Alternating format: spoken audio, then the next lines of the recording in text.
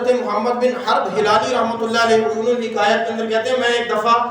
نبی پاک صلی اللہ علیہ وسلم کی بارگاہ کے اندر حاضر تھا، مدینہ منورہ میں نبی پاک صلی اللہ علیہ وسلم کی بارگاہ میں حاضر تھا. میں نے دیکھا کہ ایک اعرابی دیہات کا رہنے والا نبی پاک صلی اللہ علیہ وسلم کی بارگاہ میں حاضر ہوا اور کہنے لگا اللہ پاک نے آپ پر جو سچی کتاب نازل فرمائی ہے اس میں اللہ تبارک و تعالیٰ نے یہ اعلان فرمایا ہے اور یہ بتایا اللہ تبارک و تعالیٰ نے وَلَوْ أَنَّهُمْ إِذْ ظَلَمُوا أَنفُسَهُمْ جَاءُوكَ فَاسْتَغْفَرُوا اللَّهَ وَاسْتَغْفَرَ لَهُمُ الرَّسُولُ لَوَجَدُوا اللَّهَ تَوَّابًا رَحِيمًا.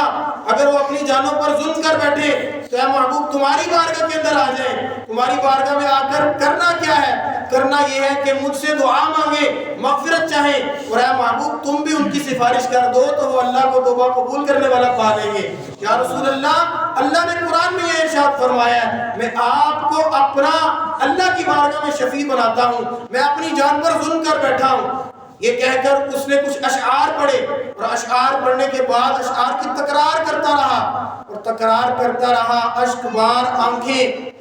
بار آنکھوں سے نبی پاک صلی اللہ علیہ وسلم سے مدد طلب کرتا رہا، نبی پاک کو پکارتا رہا اور اشک بار آنکھیں لے کر جب واپس ہوا تو حضرت محمد بن حرب ہلالی رحمۃ اللہ علیہ فرماتے ہیں جب میں رات کو سویا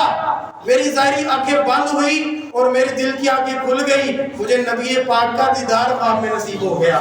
کہتے ہیں نبی پاک صلی اللہ علیہ وسلم کا خواب دیدار نصیب ہوا، خواب میں دیدار نصیب ہوا. نبی پاک صلی اللہ علیہ وسلم نے ارشاد فرمایا الحق الرجل